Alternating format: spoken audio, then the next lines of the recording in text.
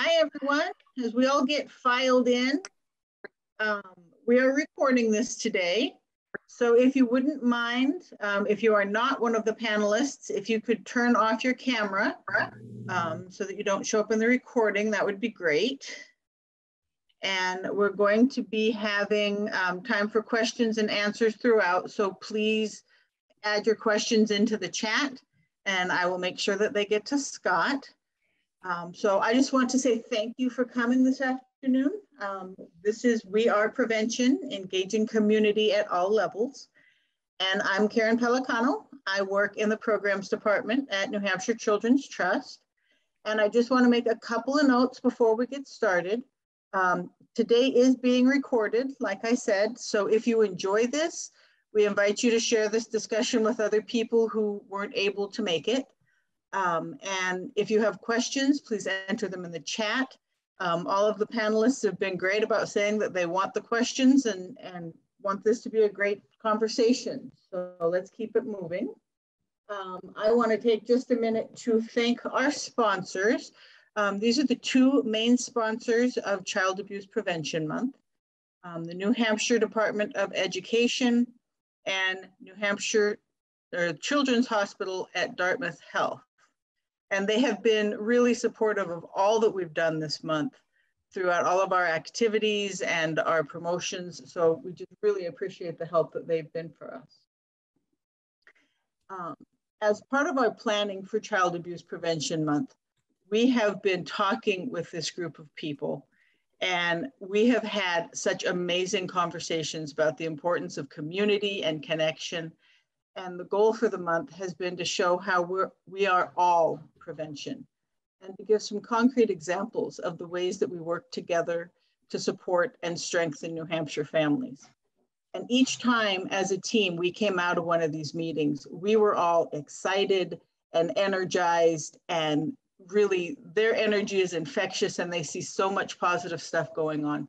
But we were really excited, and I hope that you pick up on some of that excitement today because this has been a really fun workshop to plan. So I'm going to turn this over to Scott Spradling. Scott is the leader of the Spradling Group, and he is an Emmy-winning former reporter, anchor, and political director of WMUR. And so I know we're in great hands, and he's going to lead us through a great conversation today. Scott, if you'd like to take it away.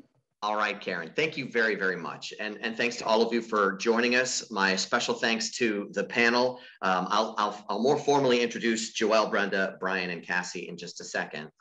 Just for shopkeeping, what we will do is break this up into some sort of mini chapters, if you will, to make this as digestible as possible. So each of our panelists will take a few minutes to introduce themselves, talk about what they're doing, and maybe answer a couple of questions for themselves as they present themselves to you and some of the things that are motivating their worlds right now. Then we'll shift over to some questions that I have come up for them that are somewhat central questions to reflect the focus of our conversation. Then we'll more formally open it up to all of you. But let me please say, again, to Karen's point, if you have a question, especially as you hear it on the fly, type it in and get it into the chat. And both Karen and I are going to try to keep as good an eye on it as possible, because sometimes in the moment, it's better to actually stop and ask the question after the presentations and get into it. We're not going to stand on ceremony. We want this to be user-friendly within the 90 minutes that we're together. Then at the end, we want to spend just a few minutes as a group talking about the calls to action and next steps. Instead of just a big feel-good kumbaya, yay, we love what we do, we want to try to find some proactive and pragmatic ways to take this information and this big love fest and make it work for us better as we leave this call today. So let me scene set just a little bit before our fabulous speakers jump in and take their turns talking about what they're up to. But you know, you don't have to go very far past the headlines, especially one day after the Executive Council put a pause on a very significant contract having to do with trying to resolve the crisis in mental health. We don't have to go past those headlines to see things that are maybe not going well, not going as well as they can, arguably even going wrong. Using the ER is traumatizing for mental health, especially with young people. We don't really have good options for placement. They're clearly working on it, but we're not even past contracts yet. We need to have thoughtful interactions and collaborations. There has to be something we can all do outside of the challenges of the process. So yes, we see the headlines about harmony still missing, problems with shortfalls in staffing and decisions at DCYF, mental services shortfalls. So yes, it's really easy to focus on what's busted, but we want to be able to talk about what's working and build off of the positives, because fortunately, even though we can tend to get absorbed into our own lives, worlds, and universe, and it can still become a bit of a siloed culture, even within what we all do, collaboration and community is just easier in a smaller networked state like New Hampshire. So I have great faith, and I think the panelists, and by your presence, you have faith that just collaborating, connecting, and even starting with something as simple as a Zoom meeting for 90 minutes in mid-April can make a difference in how we can improve our services and therefore improve the lives of families. So what we're hoping you can take away first and foremost is the good feeling that yes, you can take heart that you're making a difference. I used to work in news. If it bleeds, it leads is still a cliche that works. They don't necessarily stop to focus on the positive stories. They tend to look at what's busted. We don't have to do that. But it is very important to know that we're making a difference. So, know that even in the hardest cases, I think the optimist would tell you that there's a silver lining amidst every family crisis situation, good, bad, ugly, horrible. And sometimes the silver lining is you, and it's the person stepping in to try to help the situation, to course correct, to find permanent solutions. So our roles might be to more optimistically look for some of the silver linings, like Mr. Rogers would say, in the midst of a terrible, awful thing that's happening, look for the helpers. If you're looking for something that's good, look for those who are helping others. So we want to talk about the collaboration because it is more than just money and resources, although that's important, but the connections are essential as well. So this panel has been compiled to look at ways in which we can strengthen communities, their families, and protect children with stories of what's working well. And fortunately, we have a lot we could look at. So after the presentations, I'll ask some questions, and like I said, fire away in chat, and hopefully we'll all sort of leave this session with some not just good vibes, but good ideas as well. So let me reintroduce, because you saw the page a second ago. We've got Joelle Martin, the Executive Director of Milford Thrives. We have Brenda Guggisberg. She's the Executive Director of the Upper Room Community Center, one of the family resource centers. Dr. Brian Bears, as a pediatrician and someone who's very active on this issue and very helpful to all of us. And Cassie Yackley, who is a licensed psychologist and has a very impressive title that I will let her explain herself when it's her turn. But why don't we turn things over first to Joelle to talk a little bit about what she's doing at Milford Thrives. Joelle? Sure. Thank you, Scott. And thank you to the New Hampshire Children's Trust for bringing us all together to talk about this really important topic and the work we're doing. I love connecting with other colleagues, and we always learn so much from each other and also gain so much support from each other. So as Scott mentioned, I'm Joelle Martin, and I'm the Executive Director for Milford Thrives, which is a 501c3, a nonprofit here in Milford, New Hampshire, focused on building a healthy, resilient, connected Milford community. So my co-founder and friend, Nancy Amato, and I served on the Boys and Girls Club here in Milford's board together. And over the years, we had a number of conversations about our community and how to make it a better place. And one day, an idea really blossomed, and we noodled it, and here we are with Milford Thrives. So our whole premise was, what if we created a nonprofit that focused on aligning all of the partners in our community that are doing such good work, and then really identify the gaps and work to build bridges and navigate and build collective impact to address those gaps. So one of the gaps, key areas we had identified as a community, were our littlest children before they get to our early elementary school. So birth to 5, and their parents and caregivers. Especially during the pandemic, so many were faced with isolation. And also our students in the early elementary schools were exhibiting increased behavioral challenges, as well as decreased in school readiness.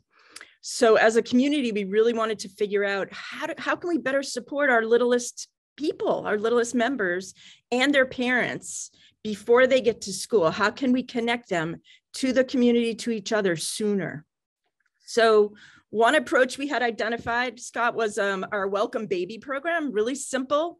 When parents go into town hall to pick up their baby's birth certificate, they are provided with a welcome baby gift. And it has a lot of baby essentials along with homemade quilts and blankets from the community, but also important resources for parents and ways for them to easily connect. So that's one area. The other big initiative that we pursued was in the fall of 2020.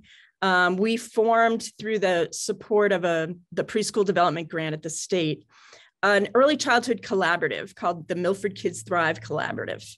And it's basically a cross-sector collaborative of partners, healthcare, the school district. Waypoint is our family resource center, our early supports and services provider, and really looked at that question about how can we work together to make our community more supportive for parents and families, especially those with young children, and really support to make sure our youngest kids are provided with strong early childhood foundations so they can be ready for school and thrive in life. So that's a quick summary. So I said I wasn't going to do this, Joelle. I'm doing it anyway. There was so I'm going to follow up with a quick question, because I think folks here would be interested in your information gathering stage for creating this collaborative and for doing this great work in Milford. You did a survey. You actually found a way to get out there and start asking people what you needed to know, but what was on their minds. Can you just give a quick thumbnail sketch of what that was? Yes, absolutely. So, as a collaborative of cross-sector partners and parents and community members, we had a number of ideas like the Welcome Baby on how we felt like we could better serve parents and caregivers, but we wanted to hear directly from them. So although the timing in the pandemic made it a little more challenging, we kept going. And with the help of Pair Associates, we did a needs assessment that included a survey. We reached over 15% of our families with children birth to 5, so we were really happy about that. And we also did some virtual focus groups. That's wonderful. So Joelle, thank you very much. I have a feeling there may be some questions on that, because as a pragmatic example, reaching out to communities and connecting in that kind of a way can be very, very helpful. And let me say, as just a PR flack who has dealt with statistics of returns on surveys and things like that, 15% is actually really good. That's a really good number. That's a lot of positive feedback. So congratulations on that. And I wouldn't be surprised if people quiz you a little bit more about that information. But Joelle, thank you. Thanks for what you're doing with Milford Thrives. So now I'd like to bring in our next speaker would be, it's Brenda Guggisberg, the Executive Director of Upper Room Community Center. And Brenda is here to talk a little bit about what her center is doing in her region of New Hampshire. Brenda, it's good to see you. Yeah, hi, thank you. This has been a great group to be connected with. And I have the fortune of working at the Upper Room, which is a family resource center located here, offering 17 programs to families. We work with families and children from in utero to death. And we work multi-generational approach strategies. We have 17 programs that offer, some of them are 5-day-a-week education programs. We partner with our local high school to offer a high school equivalency, but we also provide a lot of work within the families in terms of support, education, building upon the skills and strategies that we know families already have because they have gifts and they have talents. And so we are working with those families and our community members, like the schools and community service agencies and our mental health and our local police and fire. And our goal is to help people get from where they are to where they want to be and help them celebrate the steps that they are taking to get there. And always provide an open space if things aren't working and they have engaged with us to come back and retry and re-engage and be a part of supports and resources they need. our founder, I spoke with her, one of our founders the other day, and I said, remind me of the history. I always get very grounded when I talk to the people who started this place. And it was such a small place. It was a little room in a small building. And here we are with this big center attached to a farmhouse around the corner from our local high school. And she said, we always said you can't make change in the children until you make change in the family. And that is really how we operate, that we're working with the whole family, and we recognize that. And we understand the value in offering support to all of the people who wrap themselves around the children, whether it's a parent, a caregiver, a variety of people and adults that support those kids. So it's a beautiful privilege to sit amongst some really talented people, both in this kind of environment, but on a day-to-day basis. I work with people who really believe in our mission and believe that families have opportunities, and we're trying to provide access to them. So Brenda, 17 programs is a lot. How at a high level do you maintain that level of service to your community? Well, some of them are institutions. They started out with us. So, they were original programs. They have been part of what we do. We've always worked with parents, and we've always worked with teen parents. We have, over the years, as things have evolved and if needs have changed, and as trends in our community partners are helping us identify needs in our community, have adapted and grown and provided additional services.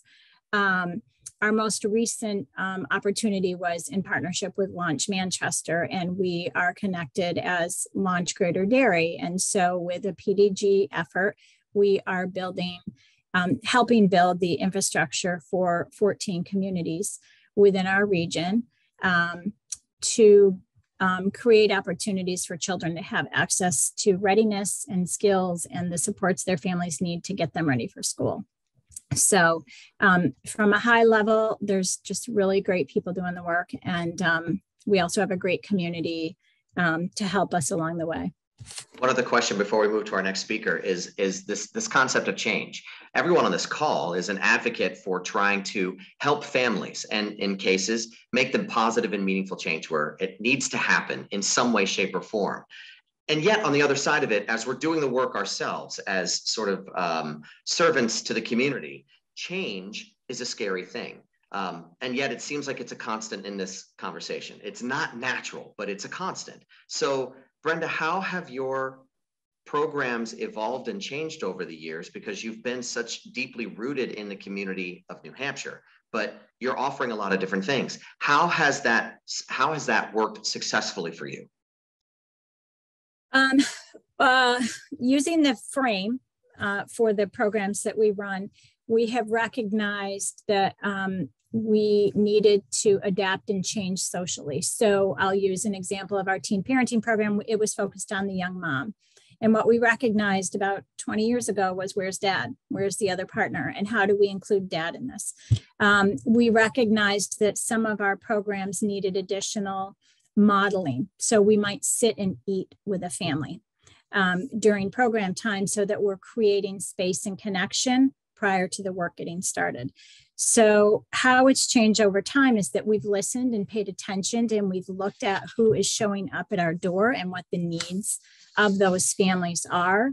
And we've adapted, we've added things. We've looked to the partners who do the great evidence-based work, and we've looked to people who can help us do our work, because we are not the experts in everything. So really, it's about reinforcing some of the things that we're already doing, but expanding, using our partners, the YMCA and some of our Boys and Girls Clubs and places like that, to expand our services into those places too. So it's really about connecting and listening to who's in front of us and adapting. That's great, Brenda. Thank you. And I love your mindset, that just sense of open-mindedness and knowing what you don't know, being willing to reach out and adapt the programs to what comes to your doorstep is fantastic. So thank you. Next up is Dr. Brian Beals. He is a pediatrician, a deep and close friend and ally of this entire effort. And I don't know where all of us would be without friends like Brian in the medical community who can give us the kind of data, the feedback, but the relationship connection that happens uniquely between doctor and patient that helps inform a lot of the work that we do. So Dr. Beals, perhaps you can introduce yourself and share a little bit about what you've been up to lately. Sure. First, I want to also thank everyone for taking time out of their lunch to listen to us today. So I work in Coos County, so interesting place. Sometimes it feels like part of the state, sometimes it doesn't. And I think sometimes that's both good and bad. But for everything that I think people who don't live or come up with reasons like, ooh, why would you want to go there? There are a million reasons that why wouldn't you? And I think the can-do spirit of everyone who lives here is the kind of biggest thing. So people here want to help other people who live here. Okay. If we can do it from within, I think it is accepted better. It's also more likely to succeed. So someone from far away like Manchester who has their idea, ooh, more suspicion comes. And I think the longer I'm here, the more you kind of get ingrained in that thing. I mean, my mother was actually born here. So when I came here 27 and a half years ago, I was still the outsider, but I had that one little foot in the door, and I think that helps. So my whole philosophy the whole time I've been here is instead of trying to think outside of the box, I just want my box to get huge. So I'm not thinking outside it, I'm pulling other things into it, and I can then send little tentacles in every direction. So pediatricians do the things people know we do. Yeah, we see kids who are well, we see kids who are sick, okay, we see kids with chronic things, okay, but we also get to enjoy seeing those kids thrive and overcome and persevere. Okay. I think people who aren't used to having little patients cringe at, oh, you have to deal with their parents too. Okay. That's not a negative. I think it's part of the appeal. We're dealing with a whole unit. We can make changes that don't affect one person. Maybe we can get a family out of some multi-generational cycle of whatever wasn't working. So we also are in that unique thing that we deal with these kids and their families, but we also directly deal with other agencies that might be involved. Okay. That could be stuff that's a stress if it is DCYF, if it is the county attorney, if they've had to go through the Child Advocacy Center. Okay. But we can also help sometimes prevent that. So we deal with schools every day. We know every school nurse. We email them, we call them, we send them little homework assignments. I see them as an extension of my office. So we need data about what some kid is doing. That's a great resource that I think is easier to achieve in smaller communities because, again, there's a little circle of schools around me, but I know who all of they are. They knew who we are. So if we ask, oh, this kid's blood pressure was a little weird in the office. Can you take it 3 times next week when they're not in my scary place where you don't have shots and see if you get better numbers? Or so-and-so flunked their hearing test. Can you repeat it next week? Because I think just they were distracted or there was too much background noise. And we can save kind of effort. I mean, for every bad thing that is COVID, and there are a lot of bad things that are COVID, again, if we look for a positive everywhere, I think COVID has taught us that we can do things like this virtually. And we can still be successful. It has greatly expanded the whole notion of telehealth, which was trying to kind of limp forward, but not as successfully. But it has expanded telehealth indirectly in ways people may not know. So we've been invited for more things like, can we, through telethings, link with child psychiatry? Okay. And they don't have to see the family. There's not a long wait. But can we briefly say, we have a kid with these issues. We're thinking of this, but do you think something else would make more sense? So I think it's really just opened the way people think about collaborating, connecting, and then bringing the service to the child and the family instead of making them go to it, which when you live here is an ordeal. So going to an appointment that's 2 or 3 hours away, it takes your entire day because you can't just kind of teleport home at the end. So kids are cranky, kids are tired, they don't do their homework, they miss school, the parents missed work. And I think if people who live here get that, but people at some of our larger academic medical centers may not see that, oh yeah, you seeing this child is great, but it's also a burden. Okay. So I think we can help that dialogue. We can offer to families, oh, maybe they'll do this through a televisit from your house. Would you like me to ask for you? Because I think sometimes those big important people in the big medical center, ooh, I can't ask them to go out of their way, even though you really could. The benefit of being here for so long is we're now getting into, I am having many children bring me their babies who their parents were my patients. So I know more backstory than maybe they even remember. Okay. And we're then also aware of prior trauma.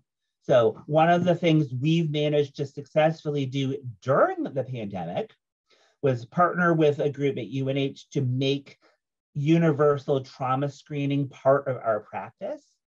So we are now screening all of our families for trauma at least 4 times. And we start really early at 4 months. And at the 4-month visit, we're not screening the baby, we're screening the caregiver. Okay. And yeah, maybe if they tell us and it's all old, we dealt with it, good. Okay. But we can start the dialogue before that it may still come up.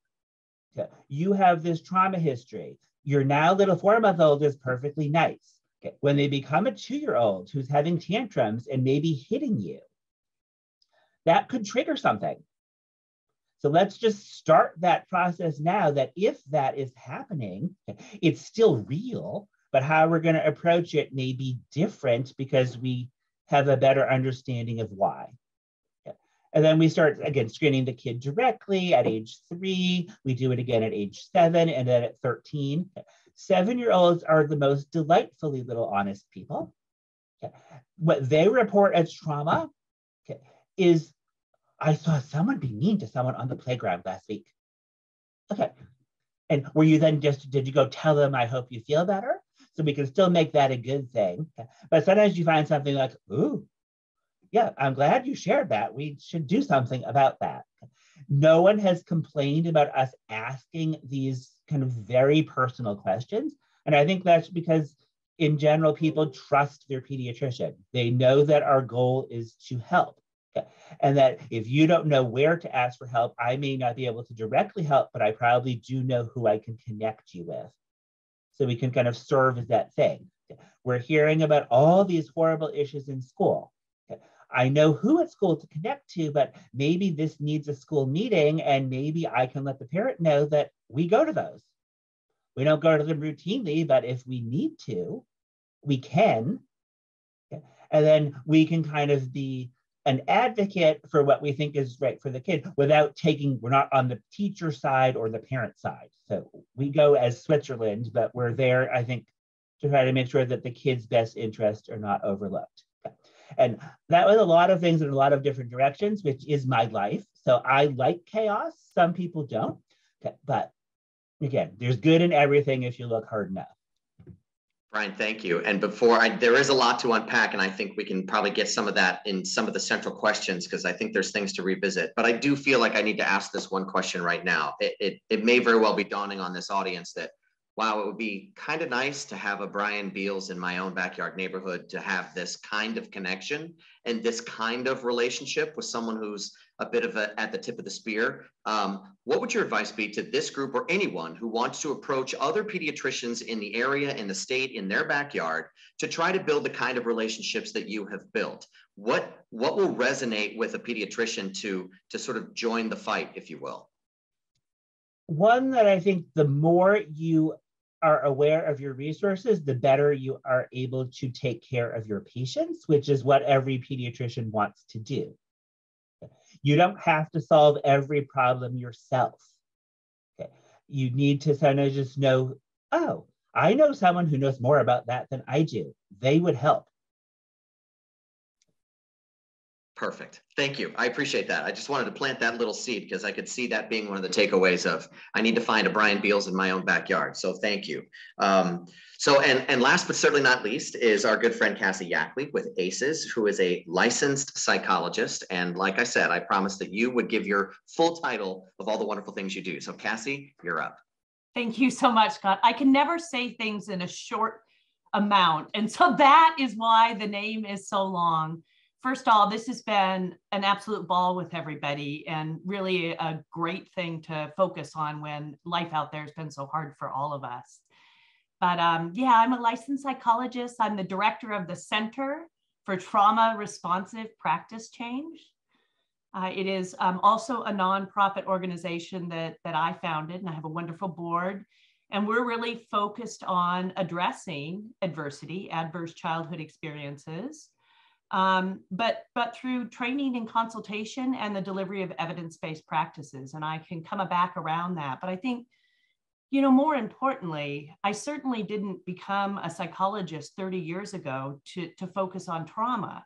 That would sound really odd, right? But the more I practiced over the years, what I learned is that even if people didn't come to me because life had been hard or traumatic or upsetting or adverse, 95% of the people that I ever worked with had something adverse happen. So it was such a profound shift as I moved through my career to understand that what underlies most difficult behaviors and mental health struggles are the adversities, and more importantly, adversities that we don't get to bear or that we have to bear alone and not with people who understand. And so it's really been an honor and a privilege to work, you know, across New England and help people have this shift in mind frame, moving away from looking at people as disordered and thinking much more about the distress that we've placed, particularly certain populations and people in our communities. And if it was all about trauma, that also would be a hard thing. But what I've been able to witness and share is the incredible journey of post-traumatic growth with people, right? If we do it right, if you're not alone, if people help you make meaning of your experiences, most people grow in really positive ways, greater appreciation for life and themselves and other people. And so that's what we're always looking for. And I joke with people, and I'm totally serious. I really hope that people with trauma run the world someday because of post-traumatic growth, but also because of altruism born of suffering. So many people who have suffered go forth and do, you know, really beautiful things. They have a deep lived experience that they have to offer and share with those in the world who have not had those experiences. So, the other thing I think I would want to share, and then I want to talk a little bit about the CPP network while I have this moment.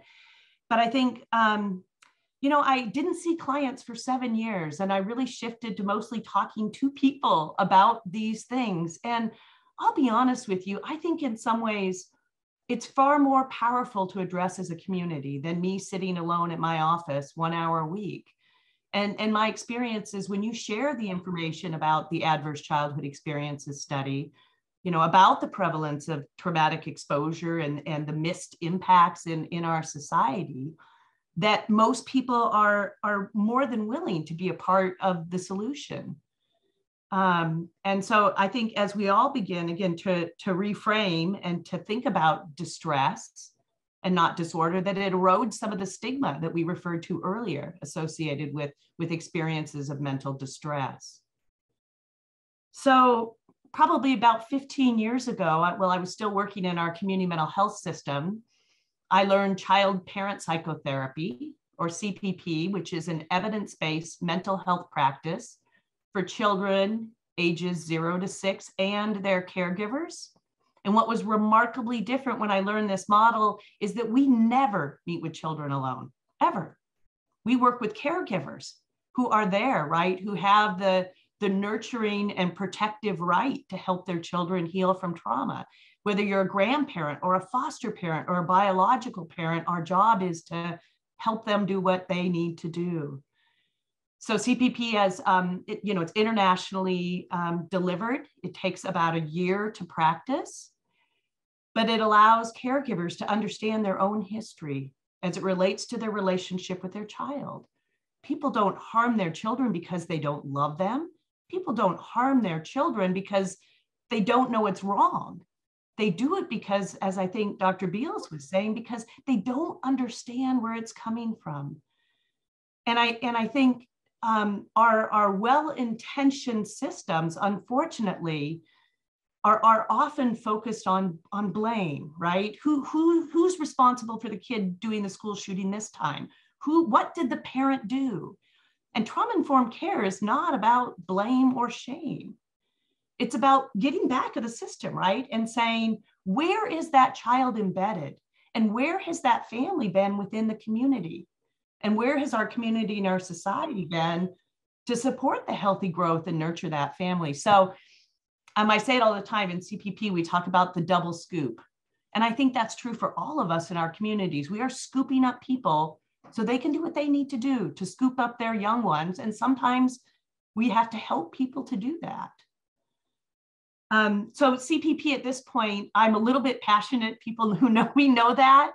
And I'm super committed to making sure that families in all of our communities have access to this really beautiful model that remediates not just the impact for young children, but for the caregivers as well, right?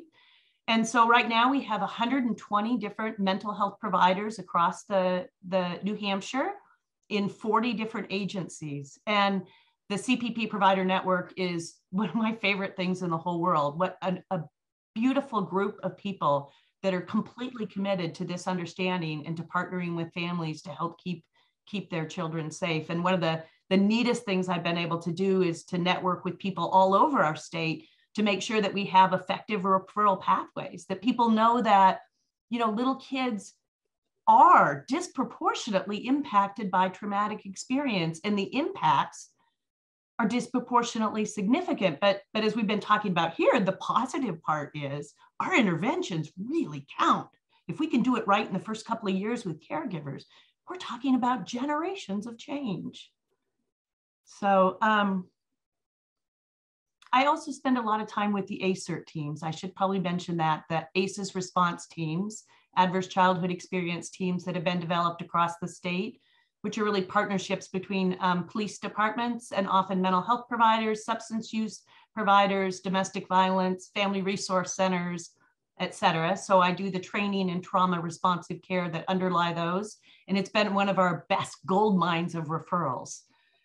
So early on, right, and they're in the homes, and if we can help them to recognize that, yes, in fact, there were little kids present and that we do have capacity in the state to intervene, then we're just more successful getting them there as well.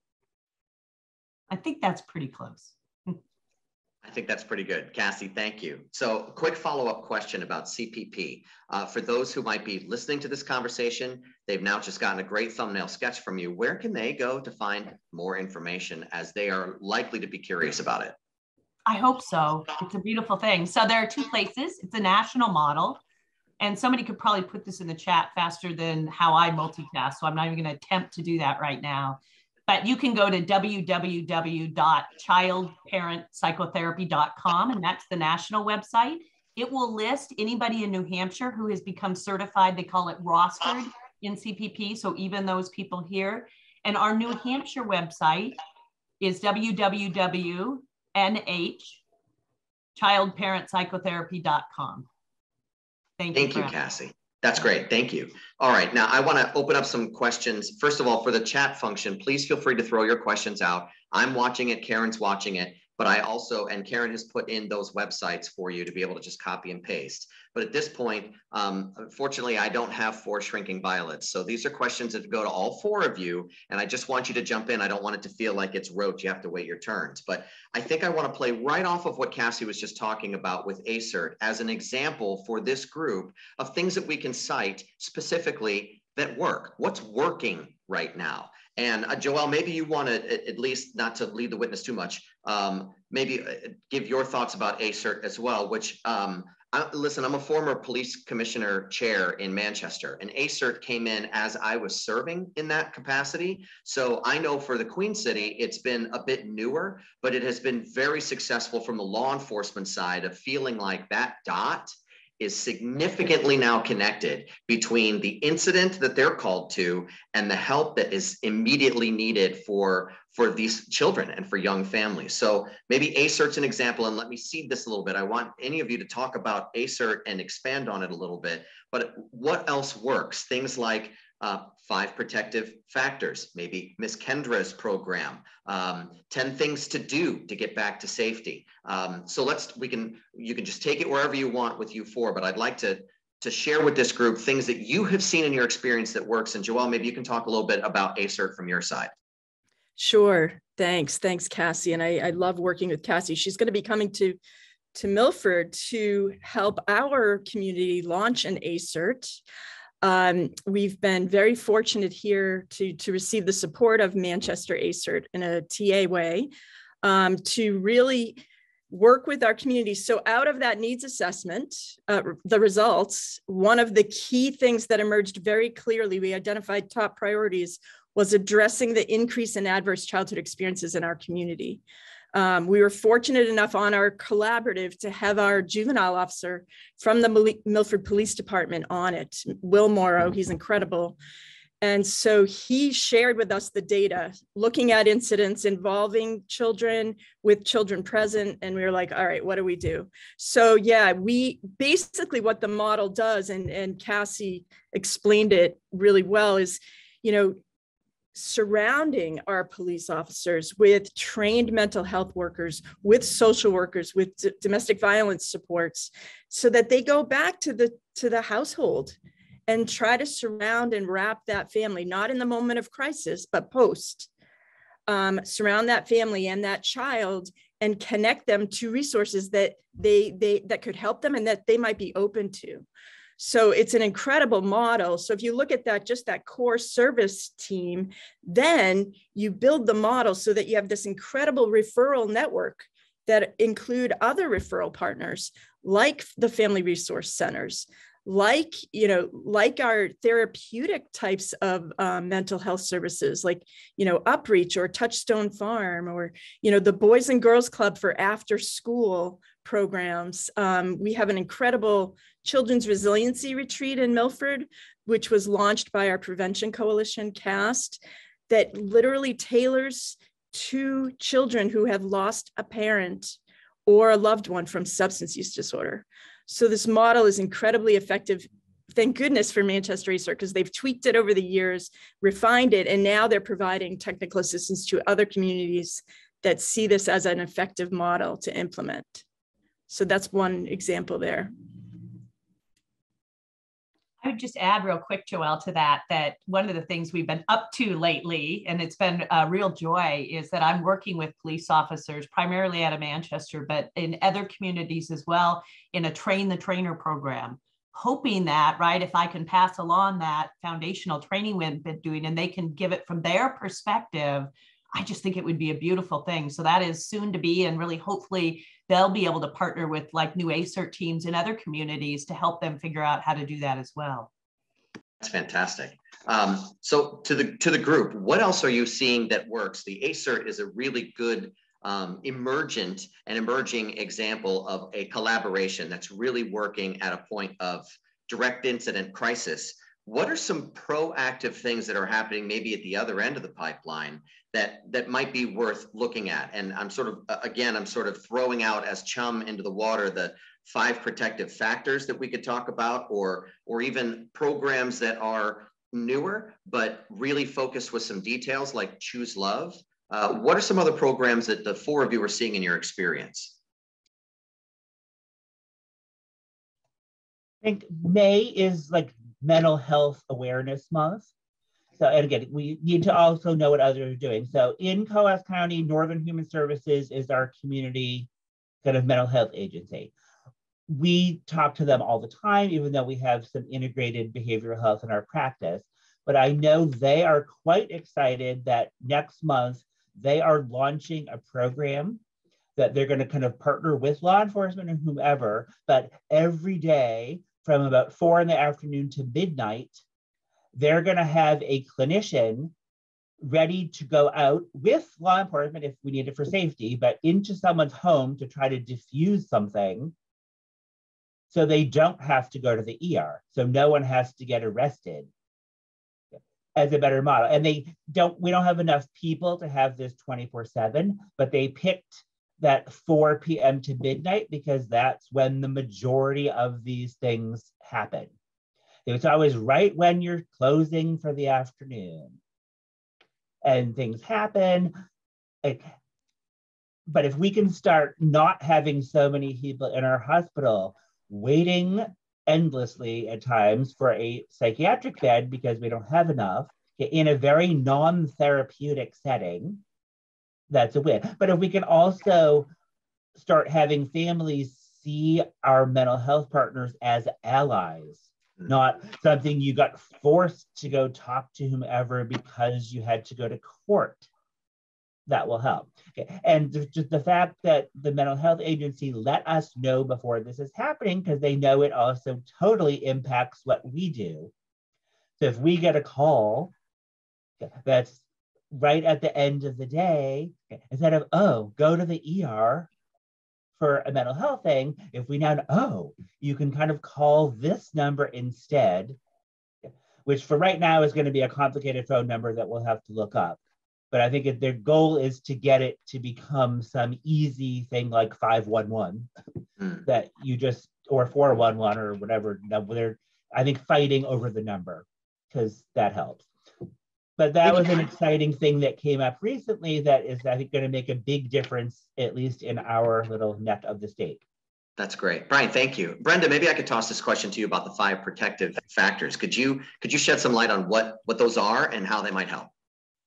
I think how they might help. So when we look at the things families are doing and the systems they're surrounded with, and how they experience life and how their children experience life, having factors that protect you from negative, even if negative exists, even if there's trauma, even if there's prior history, the ability for families to sustain and move past those negative experiences is so much higher. And I just want to revert back quickly to the question you had prior, and that while family resource centers may not be providing CPP or some of those higher end services, I look across the state of New Hampshire and I think about the work that all of the family resource centers are doing, and we are providing support to parents and to caregivers. Cumulatively across the state, there are kinship programs for all of those children who have lost their family, their biological parents, to substance misuse and or suicide. So when I look at the far-reaching factors and services that are available to kids, it's simple. They don't require therapy. They're actually prevention.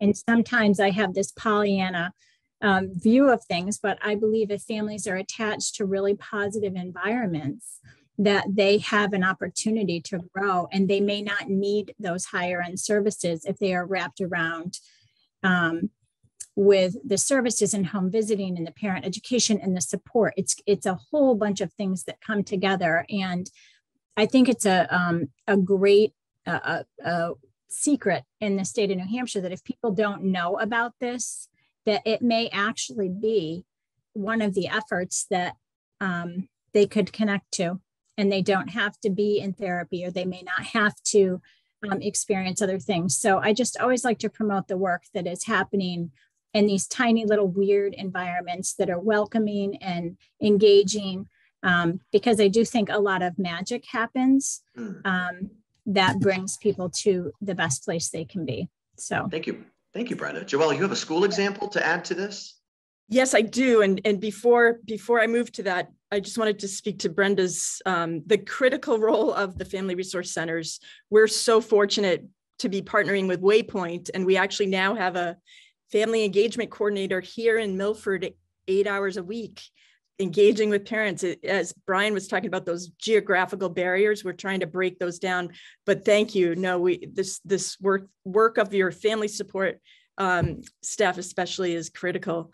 But yeah, I wanted to bring up the school districts and my school colleagues' role in this work, because they have been a critical partner. I know in other regions too, but in Milford, they've been right at the table from the beginning with our collaborative work and around ACEs and mental health and social emotional learning.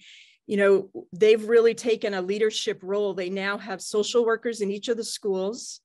They're implementing MTSSB, which is the multi-tiered systems of support for behavior. And they've formed a community leadership team around that MTSSB and social emotional wellness, so that they have people, you know, like our family support person from Waypoint, like myself, like Monica Gallant from the Boys and Girls Club. They're really trying to figure out, how do we support our students' social emotional wellness wherever they're at. If they're at school, if they're in the community, if they're at the club. And they've been a fantastic partner, and we're really doing well to trying to integrate all of our efforts. Let's talk for a second about collaboration among the four of you. Each of you has unique, but a breadth of experience in building these supportive networks that are thriving today, and the demand is high, and we need to continue that process. And I think finding others that are doing work in our realm that can fill some gaps, that can help with another set of hands, all those things are so useful and helpful. And all of you have some examples of it, but what would your general advice be to this group about how we can better connect as professionals in this network to sort of weave that tapestry of support for families in New Hampshire? Can each of you offer some advice on that? And Cassie, maybe yeah, you cut off there at the end. I think you muted, so I didn't hear just that last part. Sorry, just wanted to start with you. Yeah, okay. You know, there's so much hurt. I'm not sure this is where you wanted me to go, Scott, but this is what's really standing out to me right now. And then you could take it a different direction if need be. There is so much hurt out there in the world that taking care of each other, building healthy communities and relationships isn't all about therapists anymore, nor should it be. You don't have to be a therapist, as I say a lot, right, to be therapeutic. It's recognizing that other people have distress. And what I would say that I think we have completely wrong is that people don't want to talk about their past or hard things. And that's not true. People are dying to tell their story. And my experience is, you start to talk to people like Brenda, you don't have to go very far to say, my goodness, what's happened? Things seem like they've been really hard. And people are really ready to tell their story. And so I guess I hope, as we all move forward, that we understand that talking about hard things with people isn't negative. It's how they share the burden, and especially grief. We know grief has a really incredible need to be acknowledged, to be held, to be reflected, to not be avoided, to not be distracted from. And I just hope that we take a pause and we don't worry about if our kids are going to lose track of academics. Of course they are. We've been in utter stress for 2 years. I'll tell you as a psychologist that none of us are going to function or remember like we did before. And one other thing I guess I just would say about kids, and so I hope we all recognize that everybody's got a story, as I always say. And pause for a minute and wonder what that person's story is and what they've lost and what they've endured over the last couple of years, as we've been so divisive, and the pandemic has caused so much incredible loss for so many people. I was going to say something else, but I lost my train of thought. Dealing with hurt isn't all about skill building. It's about us being willing to acknowledge the pain that people have, not taking it away, acknowledging it. And I've noticed lately, last thing on this, have you ever noticed that when somebody tells us something awful, one of our natural inclinations is to say, oh, I'm so sorry to hear that. And telling myself, why would we ever say that? What we should always say to somebody is, I'm so glad you told me. So I think our collaboration is yes, positive and growth producing and resilience oriented and sharing and acknowledging grief and pain. All of us doing that for each other. So. Thank you, Cassie. And if I were to take that eloquence and try to turn it sideways and turn it into advice to the group, I think that's the place to start. Brian mentioned before that in like searching for a pediatrician in your own backyard, you can kind of start with the offering of what you do and how you do it and the resources that are there, instead of necessarily going straight to the call for help and the ask and the here's what I need.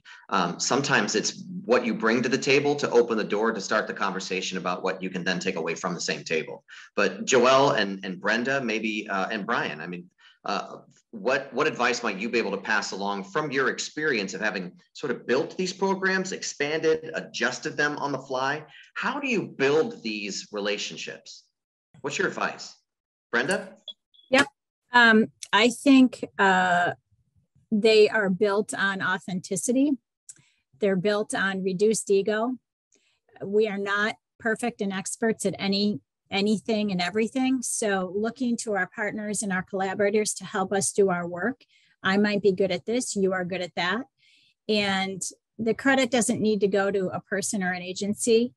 The energy goes to the positivity of a family who's healed, or a child who is healed, who is going to change generations of actions and behaviors and all of that. So when I think about the intentionality of the relationships we need to create,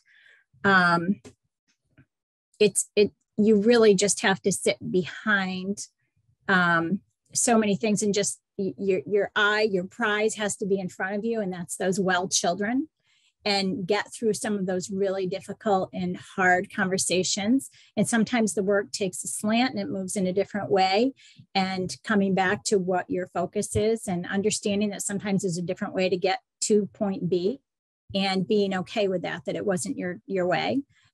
So I just think sometimes we just have to be flexible and creative, and give the same compassion to our partners, because sometimes they're going through things that we just may not even be aware of. So do what we would do for our clients with our partners. Thank you, Brenda. Joelle? Yeah, that was so well said, Brenda. One child, one family at a time, one relationship at a time. I definitely, you can look at that connection as, between two individuals. You can look at it at a local level, like a collaborative between two organizations, and then a cross-sector organization. But I also feel like then there's also supports beyond a local community, regionally. There's an alliance of regional early childhood coalitions that's been invaluable for all of our local work with family resource centers and as a collaborative. And then you can look beyond that to the state as well. But, Brenda said it. It's all about that. It's about our connections and relationships with each other, recognizing and leveraging each other's strengths to do the work we're all passionate about, and trying to help every child and every family thrive, really. Ryan? One of the kind of biggest buzz areas in medicine, but other things too, is talking about addressing your own wellness as part of this, to the burnout and all that stuff. And I think one of the more, at least, unique ways I look at that is that when you don't feel alone in what you're doing, you have just kind of an innate protection from that. So I think it's often easier to say no when someone wants you to be in this other committee, this other whatever, but it's probably better for you to say yes when you can, because I think other people lift you up as the kind of group, and just feeling like you're part of this network makes whatever everyone else is falling apart. And sometimes I'm more annoyed that I have this other little wellness survey, and yeah, I skewed the curve because I'm really doing okay. But again, that may not be how other people approach it, but it works for me. So it may work for someone else too, but it also helps our patients in turn, because again, we are connected with other people and we know kind of, again, where to turn. And then you don't waste all that kind of energy where you could be doing something for yourself, kind of mulling over something that you now have this patient that you can't sleep because you're thinking about you didn't help them. Thank you, Brian. And I don't want to put words into Cliff Simmons or Nathan Finks or Karen's mouths, but the Children's Trust can be a I think a traffic copping kind of a resource. They brought this conversation together. They've got the access to these different places. Sometimes it's just as easy as reaching out and asking, how can I enhance? I'm looking for this, I'm looking for that. I've always felt in my world that a group search is a whole lot better than doing it all by yourself. But I think another piece of this is balancing the bad with the good. Like, listen, we bump into silos. We have the bad days. The headlines about people like Harmony Montgomery are what drive conversations outside of this loop. Cassie, how do we balance acknowledging the bad and the adversity with making sure that people know that there are things that are working? Is it just that simple yet that important to make sure in these conversations, when it's the gloom and doom and the obvious of, we have a crisis, we have to solve this crisis, everything else stops? How do you balance that out with, okay, first of all, calm. Secondly, we have solutions. What does that look like? Hope, right? We have hope. We have unrelenting hope that if what we do once works, that's awesome, right? So the balance that I think Brenda and Joelle and Brian have all spoken to this, just in terms of never giving up, never assuming that people can't be resilient or they can't overcome their past. Or I would add to this, that they're too fragile to understand their past so that they can be a different parent in the way they need to be a parent. And this may be a non sequitur in some way, Scott, but I would be remiss if I didn't find a way to say this. I'm super hopeful about our little ones. And I think what would happen if we just started talking about safety? We should be talking about safety with preschoolers. We should be talking about safety with elementary school students. And I'll just give one example, because I know we had all talked about this and I'm pretty jazzed about it because I looked at it for a long time. One example of what we could do is the Miss Kendra's program, which we're implementing in 7 classrooms here right now in New Hampshire. It gets me all giddy, you guys, I'm not kidding. So many people saw it featured in the resilience documentary. I've had my eye on it for a while, and now we're giving it a try. And the gist of it is that we tell a little legend. I don't personally do it, but there's a little legend that goes along with why Miss Kendra cares about kids. You go into the classroom each week as a social emotional learning block, if you will, and they provide a list of the 10 things that shouldn't happen to kids. Kids shouldn't be punched and kicked. Kids shouldn't be left alone for long periods of time. Kids shouldn't be touched in their private parts.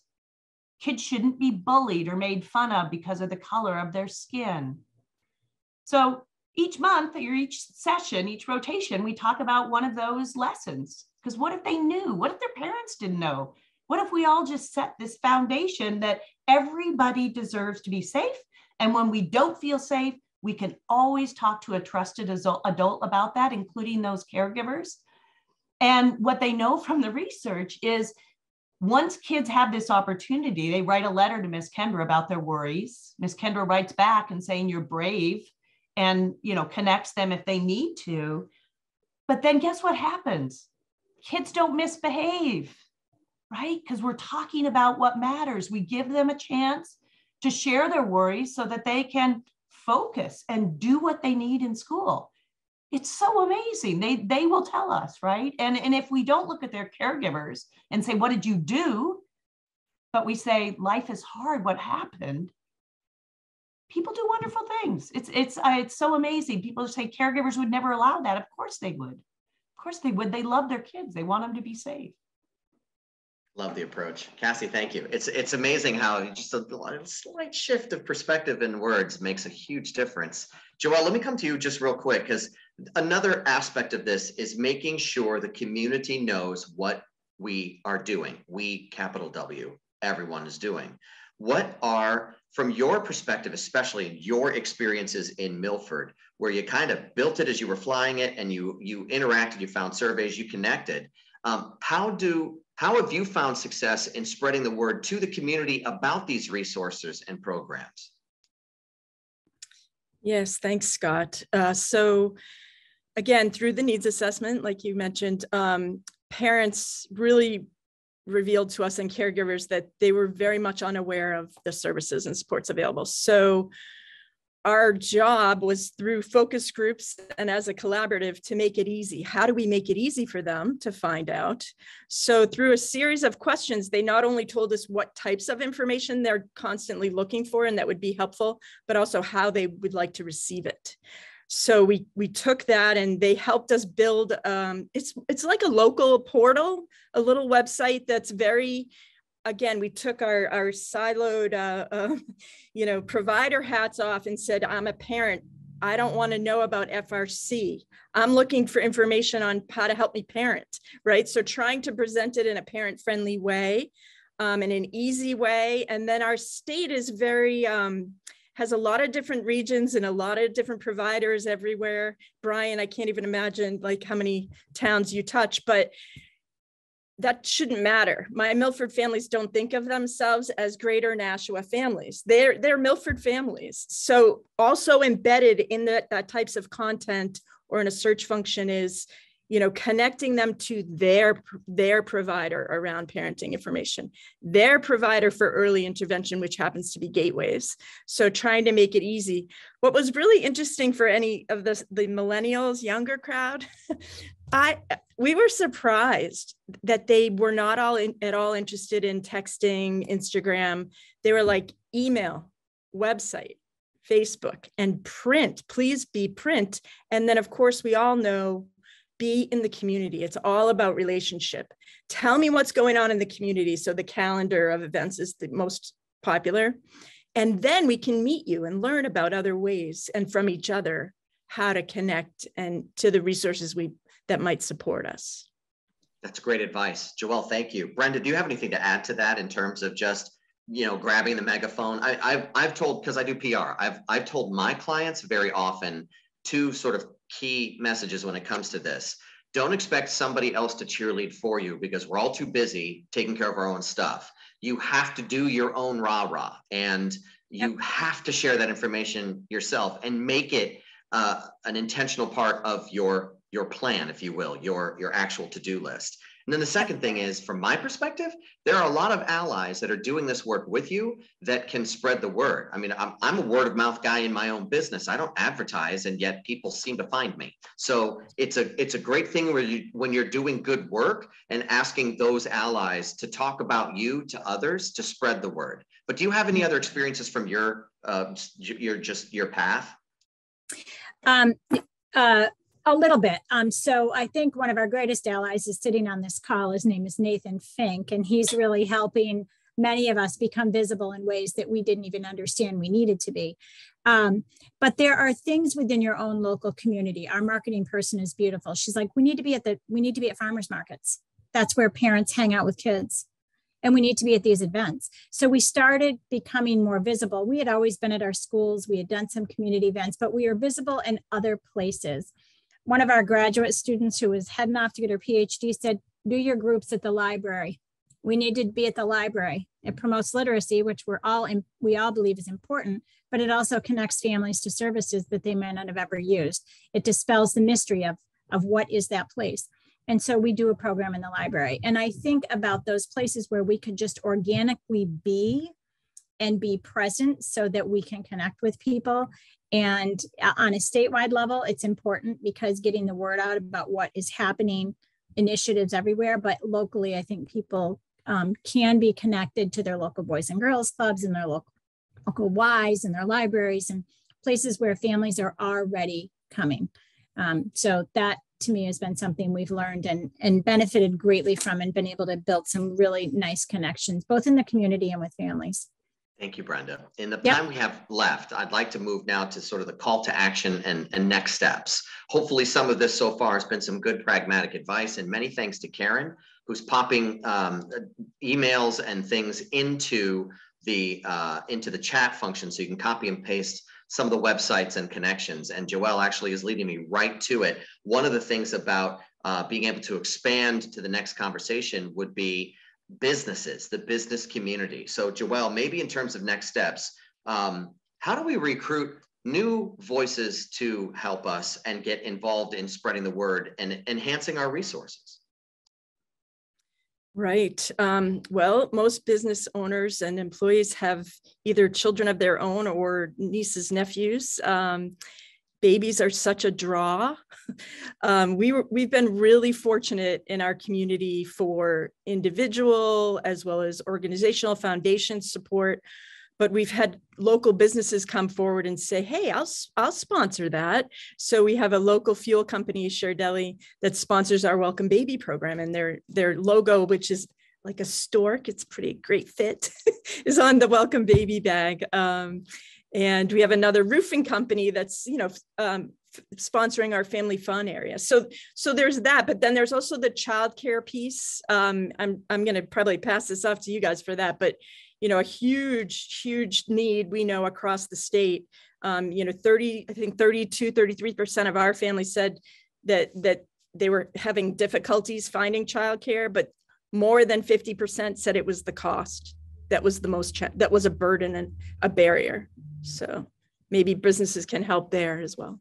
Yeah, that's a good point. Brian, let me come to you. The emphasis on young families, or families with young children at least. How important is it to make sure that the caregivers in some way, shape, or form are deeply ingrained in this conversation? That part of our outreach and our priority is to make sure that we're keeping that in mind and trying to do something now with caregivers and with children. How important is that from your perspective as a pediatrician? Everyone needs the same information. There's not, one parent does not raise one child by themselves. Okay? And yeah, it may be a single parent household, but you need support. That support could be grandparents, it could be friends, it could be older siblings, but everyone needs the same information. So that's why, especially when COVID does annoying things, but we hear, oh, someone came for their well child thing and we weren't having extra bodies in the building, but the grandmother's in the car too. Can she come in? Yes. I want her to hear. I want her to hear specifically from me why everything she did with her kids, we now want you to do something different, but not because you did it wrong, just because we now know something we didn't know that. So the reason you sleep on your back is this, even though you thought it was safer to be on your belly. The reason we put sunscreen on this little person is because sun does all this bad stuff. Our hope is that as we disseminate the message, it then keeps going. One of my things is that we do a lot at a visit, especially if it was a well child visit and they have concerns.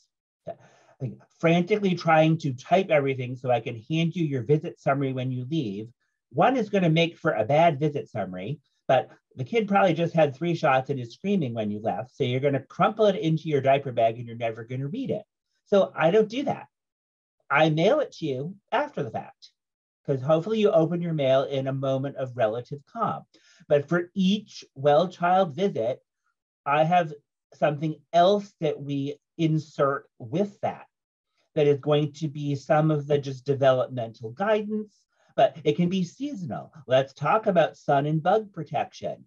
It's the fall. That's when fire safety is a thing. Let's talk about that. This is a visit I did my trauma or ACE screening. Let's send information about resilience instead. Because as much as we try to screen for resilience, we gave up because the tools don't help. Just asking questions about what's the best thing you do? What's the most fun? Have the kid, what's the best thing about your mom? There's always a best thing, and it's not hard. It also is a way you get shy kids to actually talk to you because there wasn't a scary question. And sometimes they come up with weird things. I had a 5-year-old whose favorite vegetable was an avocado yesterday, but I wouldn't have known that if I didn't ask her specifically, what's your favorite vegetable? But we want to do it. I see my exam room as a billboard.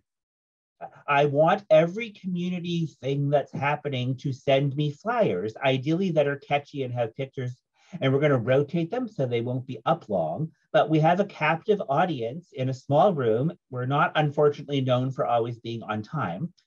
And they read things, including older kids read things. And so I've had, do you mind if I take a picture of that? Like, no. If you want to just take it down, you can take it with you. I can print myself another one. But we've had kids go to some summer camp specifically for someone who lost a parent because they saw on our room that such a camp exists. And it also has on the thing, it's free. Free is good. So again, there's lots of ways we can partner with everybody. Thank you, Brian. Cassie, I want to push the soapbox over to you for just a second, because I think one of the things that this group can do in creating some of their own echo chambers, but perhaps leading a chorus, is to more intentionally advocate for the needs of families. They're at the intersections of interacting with these families every day. They are intimate in knowing what these folks need. But how often are we really using our own voices? Could you speak to that for a moment? Yeah, like an absolute plea. We don't want to look at it because there's so much difficult stuff, but the reality in our world and in our state, again, is that the youngest children are the ones that are the most vulnerable, right? They're much more likely to be abused or neglected. And they're much more likely to be harmed in terms of neurodevelopment, in terms of their brain, because of that rapid early development. It's hard to think about these things. It's hard to ask questions like this, but there is hope and there are effective interventions if we can support families. And so I think, and there are great people here. I know a lot of folks out there are doing this already. But I think we get the word out that there's help, and that even if your family has suffered generationally, that's okay. You can stop the cycle. You can make a difference. I already thought about Brian and the fact that I hope he has CPP brochures up in his wonderful office, because the North Country has 8 clinicians that are up there and ready to see people for CPP. And so I think all of us helping us remember young children and their caregivers are our future. I cannot emphasize the underage. I know that the ED is alarming, but if we don't intervene with families and children, all of us, and help other people to do that through broad and strong advocacy over the next decade, then we'll continue to see the upstream problems that we could prevent. What does that advocacy look like in your mind? Because when I hear advocacy, I'm thinking of things like picking up the phone and reaching out to local community leaders, whether that's business, whether that's a selectman or state reps, state senators, even sending an editorial into the local paper, laying out, here's what I do, here's what we need, here's what I urge you to support. Are those good examples of the kind of advocacy that we're talking about? I feel bad now because I don't know if I'm officially an advocate, right? I think there are people who do a beautiful advocacy work out there that's not really my specialty. Sure. I can help Cassie. Joelle, jump in. Cassie, I can help you. Thank you. So this is Joelle Martin Citizen, former state rep. There are specific bills, right? Oh, right. Obviously. And there's one big one right now in the House, SB 444, that is advocating for both family resource center support, infrastructure, family support workers, as well as CPP sustainability. So that's at the big advocacy level. And then, at the lower community level, absolutely. Parents saying, you know what, I can't find this. I'm looking for this service. Why don't we have that? That's advocating. Or someone going into Brian and saying, I can't find anybody else with a 5-year-old that is experiencing autism. How do I find connection and support my child's healthy development? That's also advocacy. But the funding is a big piece. So we really need to speak up about what's working, what's effective. And someone in the chat, Scott, asked about prevention before ACEs. All of the work we're doing before we do the intervention and the mitigation is so important, right? How do we prevent the adverse childhood experiences from happening ahead of time? We support the families, we strengthen families, and we support our littlest ones and our community members as best we can as a interworking collaborative citizens as well as organizations. Great, Joelle, thank you. Brian? I think it starts right in the nursery. I mean, every nursery should be presenting the period of purple crying. We've moved on from never, never, never, ever shake a baby because everyone looked at that and said, well, duh. So instead, it's like, what might said baby do that might make you lose control enough to shake them? But it's not just here, watch this and move on. It's a platform. We talk about it all the time. At the first visit, when they say, oh, they're so quiet, like, remember that period of purple crying thing? Let's not comment on their personality until we get in the period. When they're all gassy and miserable in month 2, like, yeah, remember that period? You're right in the thick of it, but you're doing a good job. Okay. But you should also leave with that information, with the education too. We want you to make sure that your sitter watches it, that the grandparents watch it, that if there are siblings who are old enough to understand what it's about, they watch it. So none of those things should just, it happened, it moved on. Yeah, I checked a box on my teaching thing so I can discharge from the nursery because we completed period of purple crying. No, it's an ongoing thing for months. Okay. And its main focus is, let's prevent early physical child abuse. Thank you, Brian. I'm watching the time at this point, and I wanted to give our good friend Nathan Fink a couple of minutes to be able to wrap things up, but maybe we could move to just a couple of final thoughts, and perhaps I can just facilitate this with a question to the 4 of you of what you hope will be the takeaway for this group, and perhaps what the next steps are. Brenda, what are your hopes coming away from this conversation? That the people who are here recognize the value of the earliest service and connections for children being the most powerful. Thank you, Brenda. Cassie? Be curious about people's story. Don't focus on bad behavior. For parents or humans, ask what happened. Thank you, Cassie. Joelle? That we can all work together to create a nurturing, supportive environment for our kids and our families, and that we all need support sometimes, and make it easy to find supports and ask for support. Thank you, Joelle. Brian, final word? Like, instead of ever like labeling someone a bad parent, turn it to, oh, what can I do to support this parent to make them better? Love that. Dr. Brian Beals, Joelle Martin, Cassie Yackley, Brenda Guggisberg, thanks to the 4 of you for leading this conversation, and to all of you, I sincerely hope that through the course of this chat, you've gotten some pragmatic and practical direction, some references, and many thanks to Karen, who was quick in the chat box to offer some links to allow you to do some of your own legwork, recognizing I think that we're all a network and connected. Many thanks to the Children's Trust for hosting this conversation, bringing us together, because I think that's the big first step, is just knowing that you're not in it alone, that we can do this together. So I want to thank all of you for that. And with that, I'd like to hand it over to Nathan Fink for a few final words. Nathan? Thank you so much, Scott. I very much appreciate your skill and expertise, and everyone on this panel. I think I speak for everyone out there when I say I could do this for another hour and a half, even though there are other responsibilities. And as far as I'm concerned, and Karen mentioned this in the beginning, when we started planning this, what we imagined was a rich conversation. And we've had it now a few times, and every time we pick up this topic, I just can't believe how connected we are as a community, as people, as a state. So I'm proud to have been part of the planning of this, and whatever planning I've done pales in comparison to the expertise on the call. With that, I'm going to hand it over to Karen Pelcano for some final thoughts.